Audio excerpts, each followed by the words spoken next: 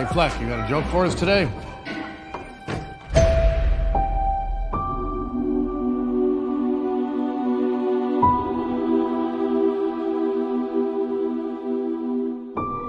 We use music to make us whole, to balance the fractures within ourselves. I'm nobody. I haven't done anything with my life like you have.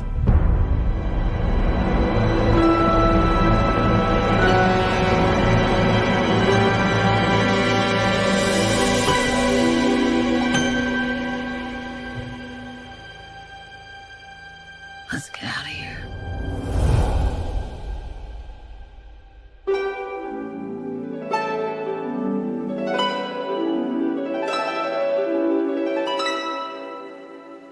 What the world needs now is a love, sweet love.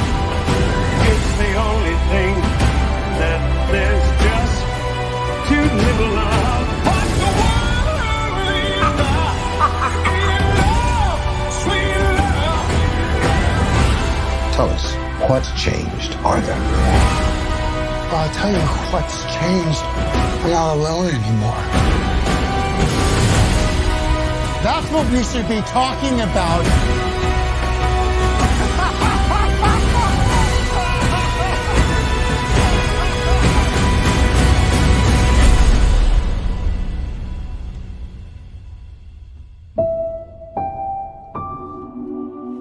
I want to see the real you.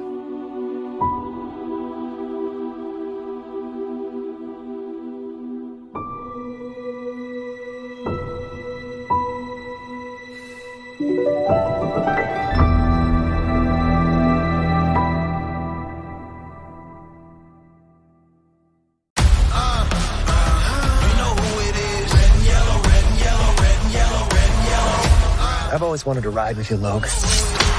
Deadpool and a Wolverine. Can you imagine the fun? The chaos? You mind putting your mask back on? Super hard to eat while I'm wearing it. It's super hard to eat when you're not.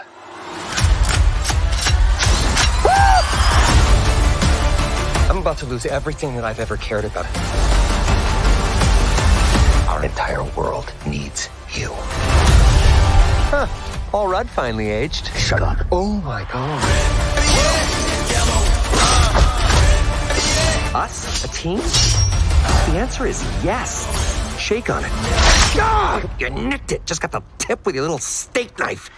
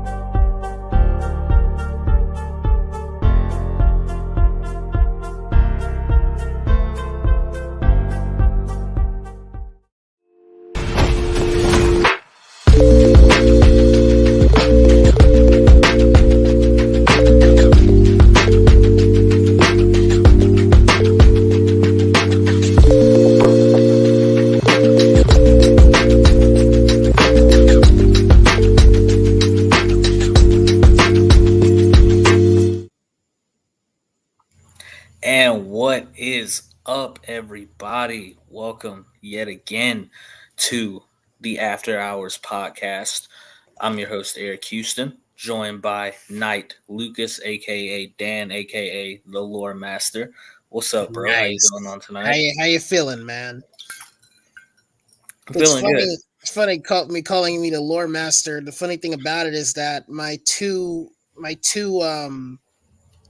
things that I know a lot about is Star Wars and DC, mainly Batman, but still I know a lot about DC overall, but Yeah, I know the most about Batman, and I'd argue I know the most about Star Wars. So when it comes to everything else, you could say I'm knowledgeable in various franchises and just other topics in general. But I'd argue I know more about Batman and Star Wars in particular than anything else I can think of in Yeah. my mind. Yeah, those are my Yeah. top two. Yeah. I mean, all the more reason why I call you the lore master, and and we're definitely going to get into that. Shout out to Evan. Evan won't be with us tonight, but he'll join us on the next one. Oh, that's So unfortunate. yeah, because tonight's going to be a good one, man. Tonight is the night where we really get into Evan's other big forte, which is DC. But before we get into that, tonight, of course, was the Acolyte episode 7, not 6, because I put that on the thumbnail.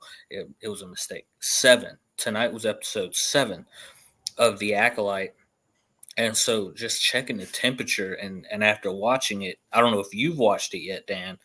But Nah, I haven't, but I saw one of my friends sent me the tag with the clip, so I essentially know what happened.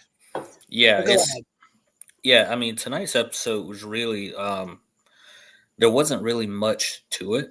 It was a flashback, and albeit it wasn't some huge revelation because with the conflict of episode with the third episode, it was pretty much just them walking in and confronting them, about, hey, what's going on here? Why are you training children? Where these kids come from?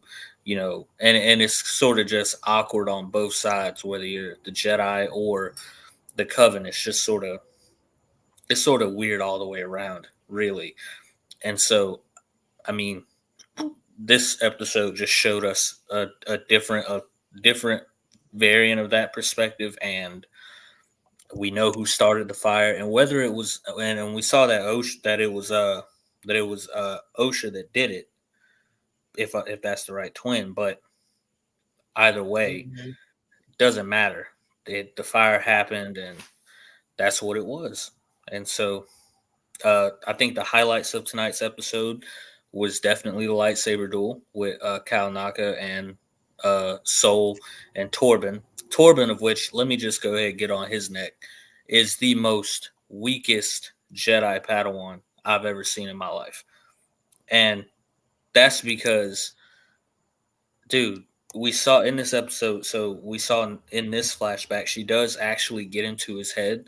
The head mother, she gets into his head and doesn't taunt him with anything that's like that makes him wants to, you know what I'm saying. It doesn't make him want to do that, but it is suggestive, like trying to turn him or something. Like, hey, I know you want to go home. I know you're sick of being here, because he's just impatient the entire episode. And once we get to that, afterwards, you think about, and it was somebody else who rose up that point tonight as I was just checking the temperature on it. He really had no reason to kill himself. He really didn't, because they didn't, the second time he fortified his mind, they didn't get into his mind. The most traumatizing thing that night that may have happened to him was that he got into a fight with Cal Naka, and that was it. But he survived. So, I mean, there was no, yeah, he has some battle scars, but that's not any reason for him to have wanted to feel guilty or have remorse, especially when he didn't, kill anybody. So that part right there was kind of, it's just thinking in retrospect, sort of. And then of course we get to see, Soul and sort of his issue with the whole situation, and it doesn't reinforce anything that we don't already know about Soul, which is that he cares, and he's an upstanding Jedi who tries his best, even though his master, even though Undara was kind of like, just sort of hard nosed, hard boiled. Soul is just a good person at heart. And really, they've kind of muddied the waters here between. I mean, the waters were already muddy because we see the Jedi as good guys, and they are. But this definitely muddies the water more in that conversation about the gray area for Jedi or whatever the case. But either way, institution versus family, that's the whole nature of it. And it is what it is. Nothing really happened this episode outside of that lightsaber duel. But other than that, it was there was much ado about nothing. I think now, in all fairness, in all fairness, because I don't just want to sound like somebody who's just getting on the internet just to talk about nothing, even though I'm not actively working on anything like most people do. I love stories. I love storytelling. I'm writing my own stuff. I am someone who aspires to be a storyteller and to through books or whatever the case may be. But when you look at things, you can definitely tell when pacing is off, and the pacing for the Acolyte is all over the place. Dan, it's all over Hmm. the place. The pacing is all every episode ends sort of on an awkward place where you don't think it should, but it Yeah. does. And so the pacing of it is a bit awkward. And now we only have one episode left, and the mysteries surrounding what we really want to know have yet to be revealed in these small 30-minute or so episodes. So people are chomping at the bit. You know, they said this would be a series about the Sith. They said this would be a series about, you know, Which and is, about all this. Yeah, with and yeah. yeah. And so now we're seeing this, and you can chalk it up to, well, it's much ado about nothing. And it doesn't really hype up anything, and it was really overhyped because really the mystery lies with Quamir. It lies with who he is and where he comes from. Who is he taking orders from if he is? And what's this all about? Because I feel like this, and it may go down this way once we get to this last episode. I feel like it's all just going to be. Uh, I feel like everyone's just going to be quite mad uh, if this episode just turns out to be just Quimir by himself, heading all this.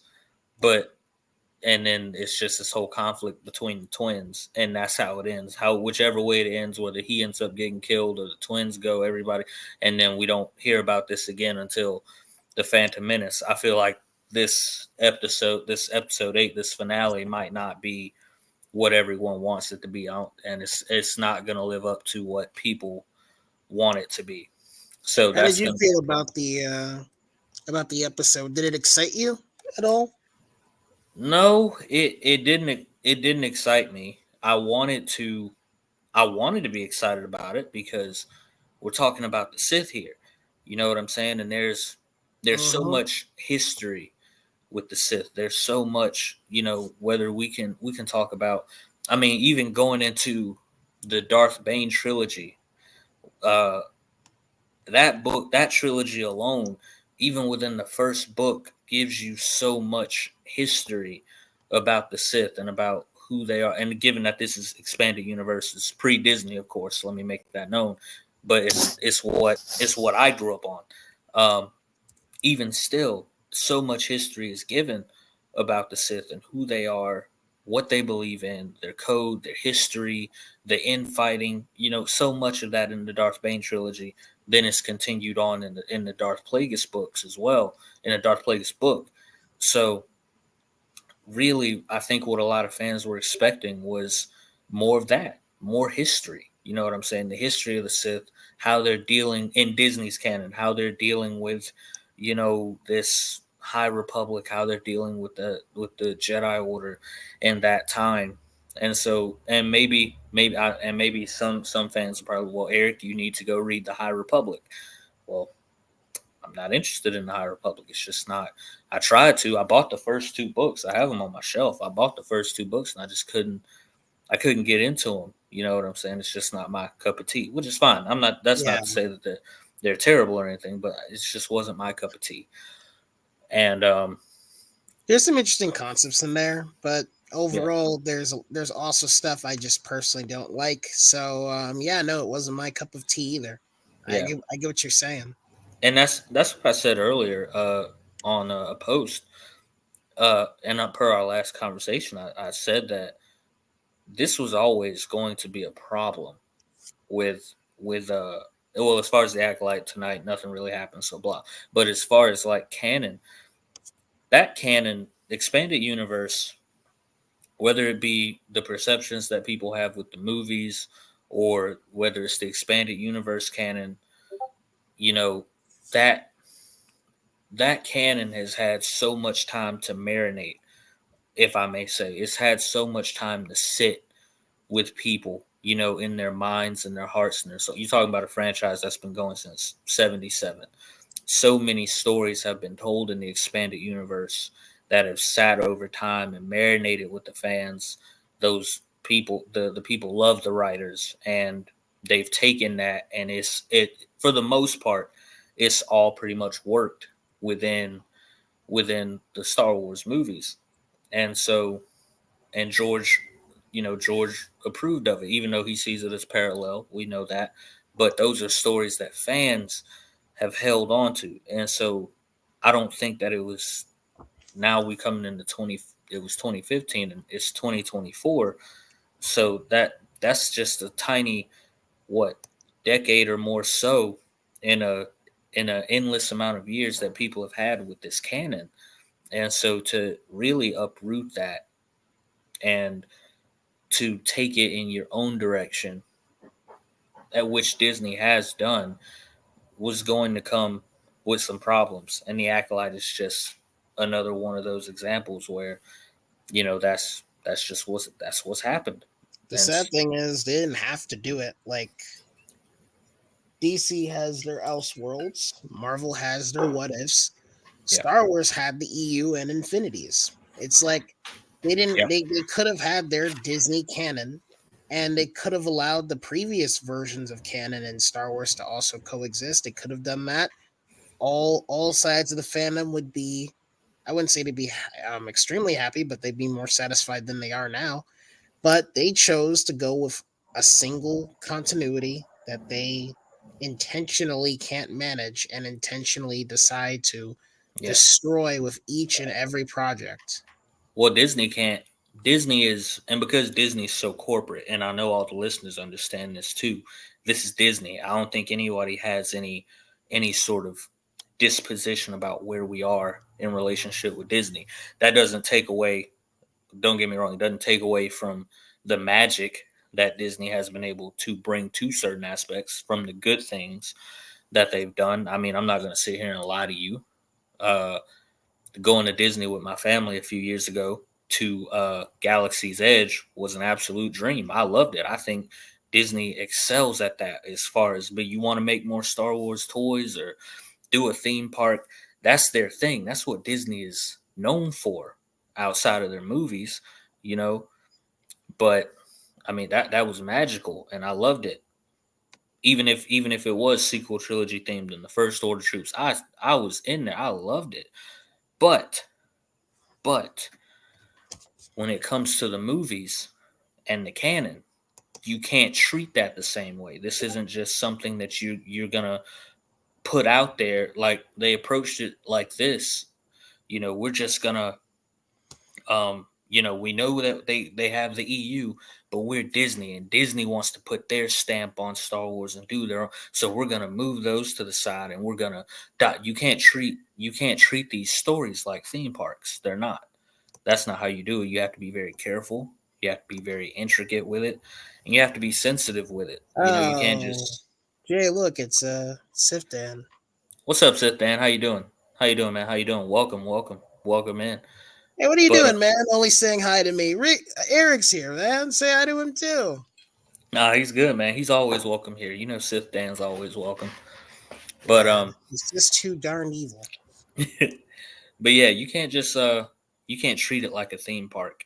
And so I think a lot of fans have felt that way, and that's why we're in the predicament that we're in now. And look, I'm not because I know we had enough of this yesterday talking about this, but it is worth it to note that because these like I quit. I stopped reading Heir to the Empire. I've read Heir to the Empire. I'm on Dark Force Rising. I think I stopped in the middle of it because I think I got a little burnt out on it. But I'm gonna pick it up and continue to read it just to get a glimpse of. I mean, it technically is that. It's exactly what fans wanted, and I'm pretty sure they want it more now. But like you said, I think that would have been perfectly great. If DC has an Elseworlds, if Marvel has a What If, then there's no reason why Star Wars couldn't have been, why Kathleen couldn't have left the EU alone. And I think fans would have been perfectly satisfied with that, like you said. But this is Disney; they're corporate. They like to compete. They don't want anything else competing with what they got. I mean, you had, and what no matter, I don't care what anybody thinks about Star Wars theory. That boy loves Star Wars. That boy loves Star Wars. He has a heart for Star. I don't care what nobody say about him. You can hate him all you want, whatever. That guy loves Star Wars. And when Disney starts sending cease and desist or whatever they did or copyrights against him, you know what I'm saying? Because his content actually has more heart in it and love than what they're producing with all of what they got. That's a problem. That's the problem. They don't want nobody else competing. And so I think there's a numbers game there where I can definitely say for sure that if they did a Heir to the Empire or Thrawn trilogy Elseworlds in the animated format, it would have sold out more than it would have gotten more love than the sequels did for sure. And I believe that. But, God forbid you actually listen to fans and give them what they want, so. But the Acolyte, man, it's just, Sith Dan says, I am a cynical Star Wars fan. That's how it starts. Everyone went from cynical to very much not Star Wars fans anymore very, very quickly for a multitude of reasons. Whatever you want to name, you name it. It's just it is what it is. It is what it is. It is what it is. But anyhow, on to some brighter notes, because tonight we were getting into DC. We were getting into a lot of that. And I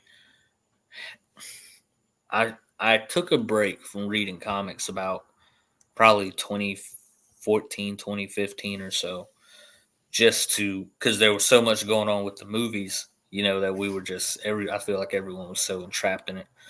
But I mean, as far as DC Comics goes, and that's why I played the Joker trailer during the pre-live, because those are truly the stories I'm excited for. I'm excited for Joker Part 2, Folie à Deux. I'm excited for the Batman Part 2, which has been postponed apparently till 2026. So, ow, Wow. ow. You can't make. I mean, I'll wait because I think the first Batman was so good. I thought I loved it, and so and Joker was just an absolute. The story was just absolutely perfect, and that was a theater experience that I'll never forget. So I think that's worth waiting for. If just don't postpone Joker Volley Do. If you got to postpone Batman, fine. I'll wait for that perfection, but just don't do me like that. With Joker. But Dan, who do you even love in DC? What's your favorite DC character? I don't even. We talk so much about Star Wars. I don't even know what your favorite DC character is. Who is your favorite DC character? Oh, Batman, of course. Batman's my Batman. favorite DC character. Yeah. I Batman. think everyone has a favorite DC character. For me, it's Batman. Yeah. I think Sith Dan says I love the DC animated movie. I like them too. You're I love good. them too. Yeah. I think I'm probably gonna say Batman if I really had to say so. But I feel like the more I read Superman, because I just got done reading All Star Superman by I believe it was Grant Morrison, if I'm not mistaken. That's a great book. That is a fantastic book. Beautiful, beautiful. I loved All Star Superman. I thought it was fantastic. So I really have no quarrel with Superman because and that's where a lot of me and Evan's early conversations came from on this podcast, because Batman v Superman and Man of Steel had Zach had a certain way of doing it in contrast to the comics. But after reading All Star Superman, James Gunn says he's taken influence from All Star Superman, and if that's the case, then I'm not mad. But I love All Star Superman. I love the whole his whole position. He's dying. He's got a whole, laundry list of things that he has to get done before he goes. And and All-Star Superman to me really shows his temperament, his sort of, you know, no matter what the fuss, because humanity, and we see it every day on the internet. Humanity can be quite stupid and quite frustrating. And somehow this alien who's raised among us named Clark Kent or Kal-El has the patience to deal with the ridicule. He has the patience to deal with the everyday issues, people yelling at him, talking to him any kind of way. Lois playing in an All-Star Superman, Lois is absolutely insufferable. I'm talking about, woman, you want to flirt and play games right now. This is not a game. You're lucky Clark's not like easily tempered and angered, because like I would have been done with you from the get-go. But I'm not Superman, because you want to play games and go flirt with the gods and so. Flirt with death, throw Yeah, yourself out. Yeah. like I bring you into my Yeah. world for 15 minutes, and this is how you know what I'm saying? Like, man, going on somewhere with all that. But Superman's patience and his willingness to just work with people really is what makes him that iconic character. It really is what puts him a step above, you know, the pedestal, when people want to idolize him and keep him in that perfect space, because that's what he's supposed to represent, the symbol of hope that inspires people. And so for me, All-Star Superman has just been absolutely, absolutely wonderful. I also read this summer, I've, I was still, of course, I reread Dark Knight Returns, which I love, but I ended up, I'm on Nightfall right now, which I have to finish. I think I'm on like issue 5 or 6, but I still have to finish reading Nightfall. So that's where I'm at right now, just about with DC on the reading list. Those are some good runs to read. It's funny, Sifdan says he's a Batman Wonder Woman shipper. Oh, let me I am guess. too. Hey, Based on based on the Unlimited cartoon, right? Yeah, that's where it's most prominent. I'm with it. Hey, I would definitely agree with Sith Dan. I No, like. the sad thing, Jay and Sifdan, I'll address you both of this. As fun as I guess it is for fans to ship Batman, the as an ultra Batman fan, the ultimate reality is that Batman can't truly be shipped with anyone, because Batman's story, no matter what, I can't say no matter what, but in most universes ends the same, alone. Yeah, Batman lives for his mission, and that mission is never complete. So often all the relationships he fosters usually fall apart or just decay into nothing, because Batman has a will and dedication that's, I would say, unrealistic compared to every other character. Every other character he knows at some point they want to hang up the cape. Not Batman. As long as he's conscious and living, he has a mission to do. He is cursed with his mission, and because of that, there's a ton of female characters who he's had relationships with who have all moved on, and yeah, he's still doing what he's doing. So yeah, even Wonder Woman, a nigh omnipotent demigoddess, because yeah, she technically is one. Even yeah. she has her time, but not Batman. Batman will always be Batman. It's And sad but beautiful. it is sad, but it is beautiful too, because, and I think that's why so many people resonate with Batman so much, because he is the symbol of that isolated person. He is that symbol of, and even for me, like that's why Ben Affleck's Batman took such a imprint on me, because he's this jaded figure who has been hurt, and he's just, and even in the comics, if we go to Dark Knight Returns, even after all the years he's fought crime, he has this sort of jaded mindset about him, and it keeps him in a lonely place. Like he can't be happy. He can't, you know what I'm saying? He can't fall in love, and it's just, and of course, I'm in a different place in my life now, being married with 3 kids, but even still, taking the Batman as the symbol of being strong and being disciplined in nature, which I would say he's probably the most disciplined character in all of comics. His lore is just unbeatable when it comes to that. The amount of times he's denied himself, the pleasure of a simple life, the amount of times he's refused to quit, his discipline, the way he's just nocturnal about everything. And so, you know what I'm saying? A lot of those things just play so much of a factor into why we love Batman and why he's one of the most iconic, if not the most iconic superhero of all time. It's also why I ended up loving the Batman, and I took to Pattinson's Batman as well. Just that emo. You'll never find another character as iconic that can be as openly emo as Batman is. And Robert Pattinson put that on full display.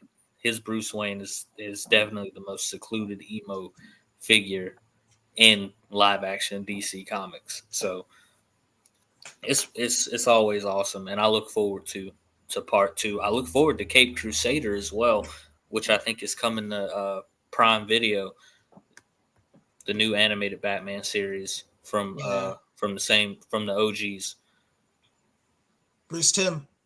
Yeah, Bruce Timm. Yeah, Bruce Timm. So he says he's got no shackles on this apparently, because in the same regard to the animated series, he on this one because he can play with it a little bit more. The adults are definitely going to be. He says this one's for the adults more so than anything. So Sith Dan says, "Well, Eric, you found your Wonder Woman, and hopefully stay with her and have a happy family." I did, and I got three boys, so 2 twins who were just born. So absolutely, bro, absolutely. Yeah, good for you, man. Good for you. Yeah. But what about you, man? What attracts you to Batman so much? Why is Batman so iconic for you?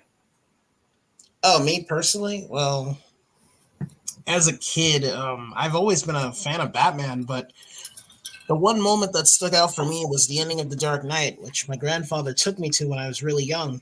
Oh wow! So wait, you got to see The Dark Knight in 2008 in theaters. I didn't get that pleasure. I ended up watching it on bootleg somehow. Oh, And I'm sorry. That was my experience, but it was still all that. I just didn't get the experience in theaters. But go ahead. I'm sorry. Go ahead. Yeah, no, it's basically when Batman takes the fall for Joker and Dent's crimes, and essentially he basically becomes an enemy of the city, and he does all of this Yeah. because he wants the people of Gotham to still have a hope, to still believe in something, and Harvey Dent symbolized that something. So Batman, took technically unjustly, he took all of the sins of other men just to make like a bad man still have his image, so that people will believe, okay, we can have a consistent civilized society, and people like Harvey Dent who believed in the law and believed in the system and everything, they can't exist, they can't be broken. And people like Batman, people that break the law for the sake of some twisted form of justice, they are wrong and they do deserve to be arrested. Like Batman essentially you know painted a false reality for the people of Gotham so that they could still believe that their city can work on an ethical, lawful system, instead of the cruel reality that politicians like Harvey Dent can get corrupt. People like the Joker, can break the foundations of what's a civilized society, and sometimes it requires a vigilante like Batman to bring justice, because the lawmakers aren't always just. Yeah. So the reason why that scene means a lot to me is because Batman isn't just a hero. He's whatever you need him to be. He's whatever Gotham needs him. If Gotham needs him to be the villain, the criminal that did the horrible things so that they could, still function, he will be that. So when people ask me, like the whole Batman Superman debate, is Superman the world's greatest hero? Without question, Superman is the greatest hero in the world. He literally symbolizes that. But Batman is more than a hero. He's whatever you need him to be. He will be anything as long as like his form of justice is brought and peace is brought and people don't have to experience that trauma.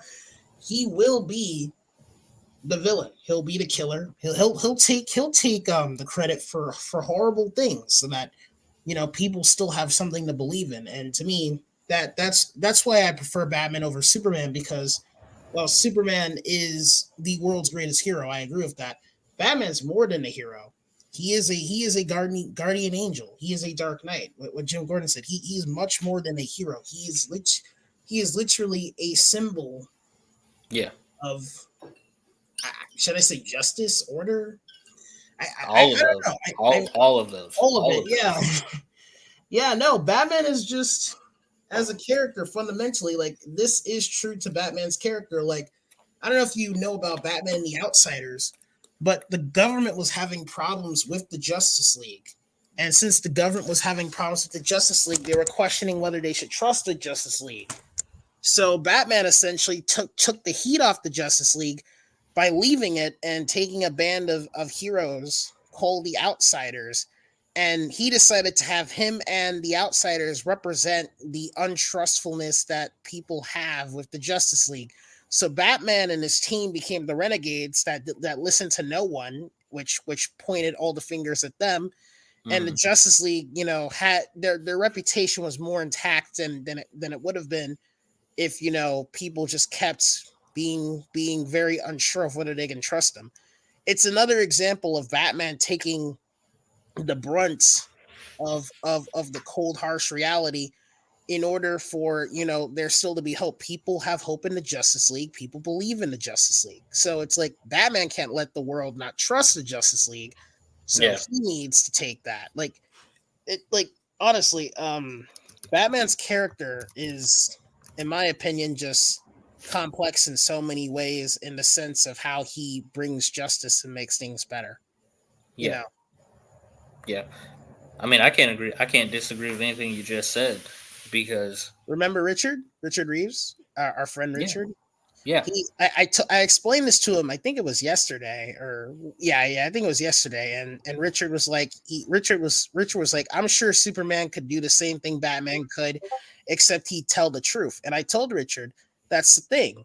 Superman would tell the truth, so he couldn't do what Batman could. Batman lied. He lied to everyone. He lied to everyone so that they could still believe in the law. It's like if Superman has to tell the truth because he is the God standard of heroes, then he can't do what Batman did. He can't, cover up. He can't cover up the truth of reality of corruption and nihilism. And basically tell the people that he's responsible for all the horrible things that happened, and that a corrupt person that had a strong reputation and presence in the world is truly good. Superman can't do that. I don't believe for a second Superman could do that as a character for as many comics as I read, but I know for damn sure Batman can do that. I know for damn sure Batman, that's the thing about Batman when it comes to DC. Batman can do what Superman can't do. And I don't mean like Superman literally can't do it, but Superman I think Superman has the strongest moral code out of all the heroes. Out of all heroes. I won't even say in DC, just out of all heroes, Superman has the strongest moral code. Batman has a no-kill rule, but he'll still cripple you. Superman's not going to try to, cripple you. He may if he has to, but he's not going to try to. So I still think Batman's no-kill code is, to me, I still think it's absolute garbage. I mean, there's many reasons for it. There's many versions of why he doesn't do it, but my favorite version of why he doesn't do it is the explanation he gives to Jason Todd Red Hood in Under the Red Hood, or in the Red Hood comics, where he's like, look, Jason, I could do that. Look, you don't think I want to like brutally murder these villains and get revenge for all the awful things they've done? Yeah. But I know that if I do, it won't stop. The reason why that's my favorite version, Eric, is because in most versions, Batman's like, because it's wrong, it's immoral, it's villainous. It means I'm no different than the villains. And I'm like, look, all that moral bullshit is fun. I like it, Yeah. but I prefer the brutal honesty in that The story brutal where honesty, Batman's yeah. like, listen, Jason, I will kill all of them. I won't stop. I will murder. Exactly. Don't you Exactly. love that honesty? I love that honesty. That Yeah. human honesty. And that's why I love. That's why exactly why. And DC fans will probably loathe me if I say it. That's why or in that aspect of Batman, I would prefer a Batman who makes a mistake or falls short and is willing to come back and correct himself like a man. I would prefer that Batman even. I love that Red Hood explanation. I absolutely love it. I think that's the best explanation you can give. All that other moral, all that, oh, well, if I kill, it makes us no better than them. It sounds so hypocrite. I'm like, shut up. Like it just like when like I love the Batman, but when Robert Pattinson said that, he was like, if you kill him, that makes you no better than me. I'm like, come on, dude. I'm like, give it a break, But I like Ben Affleck's Batman who's fallen and he's jaded. What's up, Rich? What's up, Rich? What's up, Rich? How you doing, man? Hey, Rich. Hey, Richie How you Rich. doing? We'll come back to those thoughts on the Irredeemable. We talked about him earlier, the Acolyte.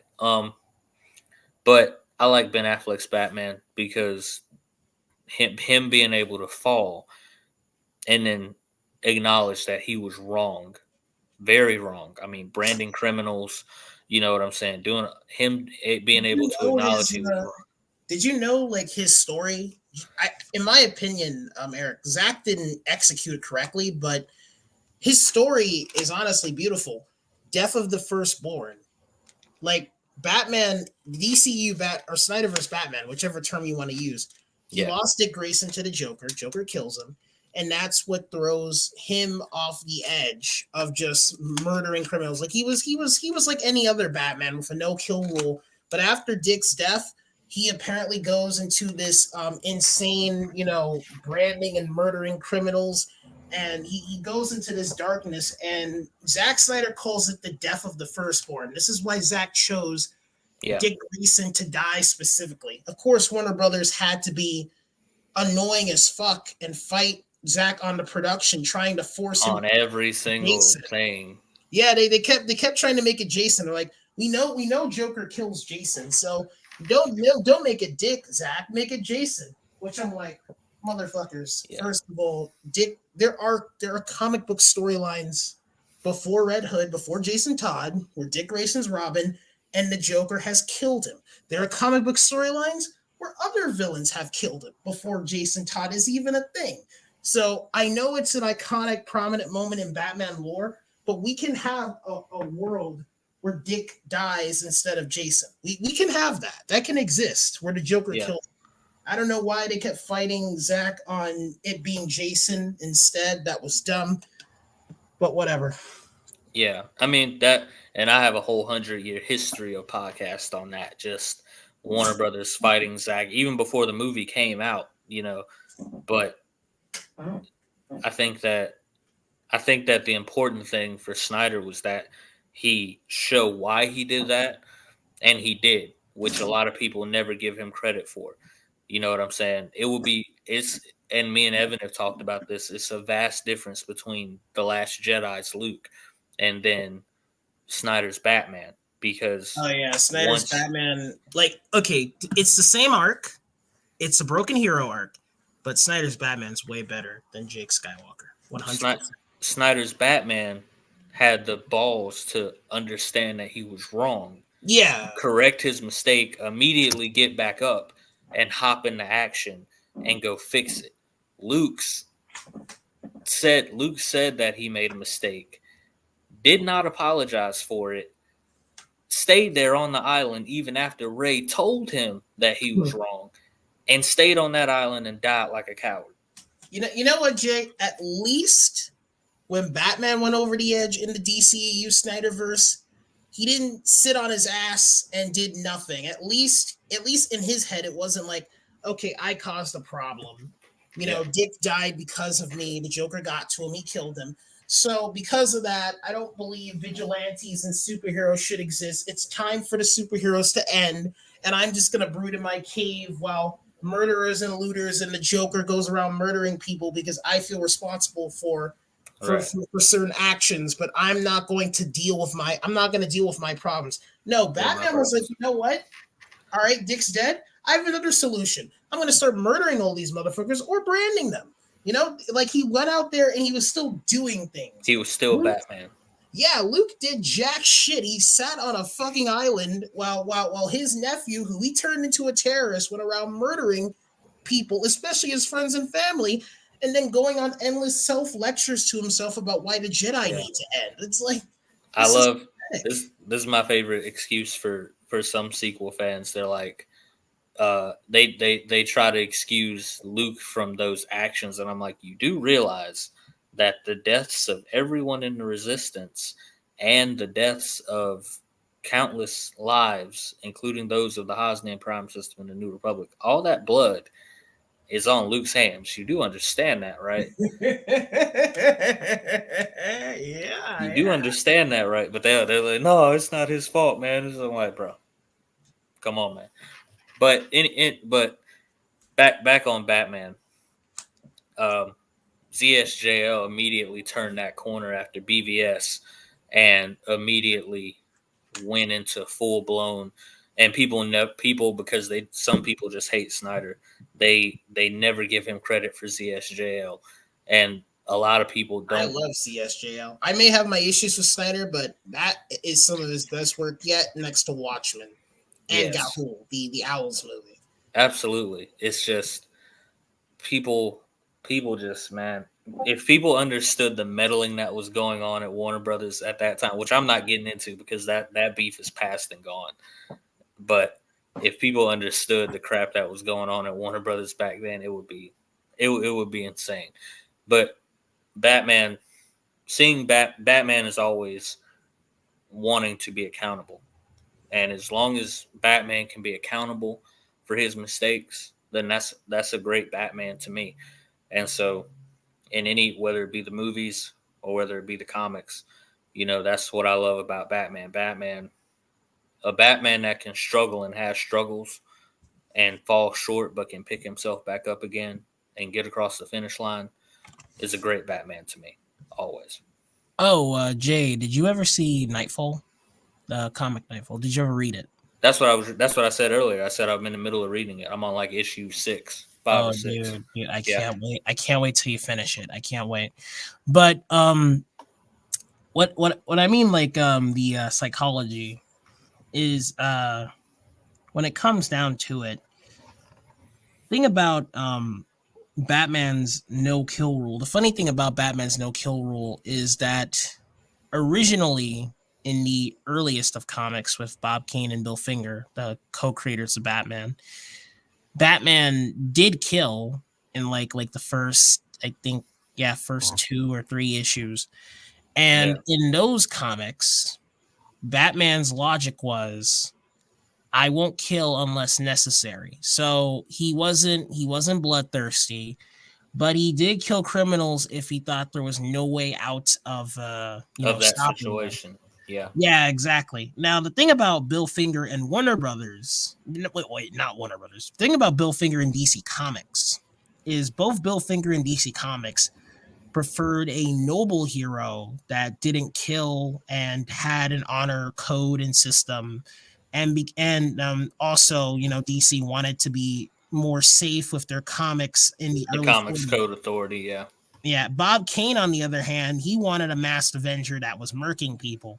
That's why he wasn't happy about DC deciding to go with the no-kill rule. Yeah. That's just a fun trivia about the no-kill rule, where it comes from. It's due to Bill Finger and DC Comics. They both preferred it. Bob Kane didn't. And I don't know if you noticed, but in the 89 film, the Michael Keaton film, Batman does kill criminals. And there's one thing you got to pay attention to. Yeah. Who's with Tim Burton? Who's with Tim Burton in front of the Batman script for that movie? Bob Kane. Yeah. The one that wanted Batman to be a masked Avenger that killed criminals. And I know you'll disagree with me on this, Eric, but I do prefer the Bill Finger Batman, the iconic one we all know and love with the no kill rule, the honor code, the honor system, the hero and stuff. But I do like to explore versions of the character that do kill, versions of the character that don't have a stronger moral code. Yeah. And I love exploring various versions of Batman. And because of that, while I prefer the iconic version that we all know and love that we grew up with, I do like to explore versions of this character that will fall over the edge and will turn. And a good example of that is the 89 film. And the reason why I say that is because one thing you got to pay attention to, Batman doesn't actually start killing the criminals in 89 until he finds out that Joker murdered his parents. When he finds that out, then out of nowhere, he starts bombing these guys, shooting these guys, kicking these guys off tall buildings. Like before, he would just beat them up and incapacitate them. And even with Joker, he tried to save them. But when he found out that Joker was the one that murdered his parents, at least in this universe, he went over the edge and he started killing various criminals. And the interesting thing about that is I remember Tim Burton saying that his plans for Batman, if he continued the storyline with his movies, would see Batman get worse and worse and worse in terms of psychological depression and sadness. And Batman would have fallen off. It would have been a deconstruction storyline where Batman gets worse with each film. And that's why in Batman Returns, he's very miserable. And I honestly think that would have been very interesting to see, of course, you know. I think so too. And I think people have to be very careful about their criticisms of Batman, because you can also come across as hypocritical. You know, I saw people get so upset. And another Batman trivia for you is that what I didn't know was that prior to that, I think it was Bill Finger, if I'm not mistaken, who wasn't receiving film credits for his work on Batman. Not just film credits, no credits whatsoever. No credit whatsoever. The reality is more people than Bob Kane worked on making Batman, especially Bill Finger. Yeah. But Bob Kane took all the credit and he did the least amount of work on that character. Yeah. So I think exactly. And so when I watched that sort of behind the scenes snippet of BVS where Bill Finger was finally getting credited, I'm like, okay. In that aspect, I feel like now we can get a full representation of who Batman is from every aspect, whether it be the one who wants to keep his honor code or the one who is willing to go to a certain limit. And I think Keaton did a fantastic job with that. I think I've never seen anybody criticize Michael Keaton's Batman for killing. I've never seen it before in my life. But I don't think many people noticed it until later. Like lots of kids, they didn't notice it. They didn't notice it until, you know, Ben Affleck's Batman did it, and then all of a sudden it was a problem. All of a sudden it became, I'm like, wait a minute, Keaton killed. But it's the motivation behind it. Doesn't matter what the motivation is. Batman, under no circumstances, to a lot of people, is not supposed to take life. So your argument, the argument that they have, it never holds up.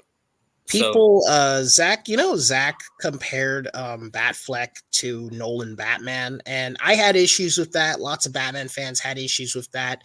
And a YouTuber named Batnick did a very interesting video where he compared Nolan Batman to Ben Affleck's Batman. Sorry, Bale's Batman to Ben Affleck's Batman. And he pointed out how in the Nolan trilogy, Batman isn't trying to kill. He's purposely not trying to kill anyone. He's just trying to take down criminals. He's trying to take them down. And in some cases, criminals end up dying anyway in the middle of the battle. And that is actually true to the comics. Like there is a fight scene in the comics where a criminal has a machine gun. There's a bunch of criminals surrounding Batman. A criminal has a machine gun and he's firing in Batman's direction. And Batman like flips over another criminal in the way. And that guy gets hit by the bullets. It's like the guy with the machine gun was following Batman. He was trying to kill him. But due to Batman jumping in that direction, that guy got killed. So it's like, even though Batman's not trying to kill people, and I'm talking about the traditional moral honor code one, even when that Batman's not trying to kill people, people will end up dying. And what Batnick pointed out was that that was the case for Bale's Batman or Nolan's Batman, that he wasn't trying to kill criminals, but they ended up dying in the middle of the battles. But Ben Affleck's Batman is intentionally killing criminals, like he's machine gunning the cars into nothing and blowing people up. And I thought that was beautiful to point it out. But the reason why I wasn't as harsh on Zack Snyder's Batman killing is because of the arc Zack had, that this was a Batman that broke due to Dick's death, and he was going to grow and come back from it. Do I think it was executed the best? No, but I still think it was a very interesting take on Batman. I feel that. I think that your point holds up very well, and I think Batman as a character should be allowed some sort of grace, because that's the one thing I ran into the most when it came to Batman v Superman, like the criticism, the hate that a lot of people had. I'm like, does Batman not get any grace at all? Is he not allowed to fall short or make a mistake? And then when we get to ZSJL, he does a full 380. He's so optimistic. He's so Batman, and in that case, he's just, he's not as cynical as he used to be. He says we need Superman because without him, we're nothing and we can't succeed. And from the end of Batman v Superman going into ZSJL, he just has this total 360 experience where he really steps into who Batman really is as a character. And Snyder never gets enough credit for that. On the execution part, I'll disagree with you because I thought it was executed greatly, but due to factors beyond his and beyond fans' control, the DCU was just it didn't get to go to its full extent of what it should have been. We should have had a Ben Affleck solo film. We should have had so much, but it was just an amalgamation of what could go wrong, did go wrong. So that's how it is. But I think that is 57 minutes at the hour. I got babies crying that need to be fed. So this was an absolutely amazing podcast. Dan? Yeah. Hello? Yeah, no, I agree. It was an amazing podcast. We had a great time. I think we did. And hopefully we can do this again. I like to compare DC and Marvel and Star Wars and other franchises with each other, with you guys, especially you and Evan, in the future. I recently watched Beverly Hills Cop Axel Foley, so I'd like to talk about the Beverly Hills Cop movies with you guys one day. I've never seen any of the Beverly Hills Cops movies. I'm guilty. Well, you better get on it, my friend. Those are really good. I think they're all on Netflix. I'll probably give them a watch tonight if I knew any better. I'll give them a watch. Oh, they got 1, 2, and the latest one on Netflix, but the Axel third one, F. Axel F. Yeah, the third one you'll have to watch another way. But I could send you all that information if you want. Bet, DM me. DM me. Yeah, DM you on Twitter, right? You'll look. Yeah. Richard says what? Don't crucify me, Richard. I'm sorry. Don't crucify me, please. I'm sorry. Oh man, dang! I got so much to introduce you to, my friend. It's gonna be fun. Absolutely. But you have a great time, Eric. It was awesome going over this with you. Thanks, man. Thanks. It was awesome tonight as well. I appreciate you for being on. Don't forget, everyone tuning in, to hit that like button, subscribe, follow the page here on X, here at J House, Instagram, or our YouTube channel. This podcast will be up and available wherever you get your podcast. So you guys have a great night. Shout out to everyone who tuned in, and I'll see you guys later. Later, guys. Later, guys.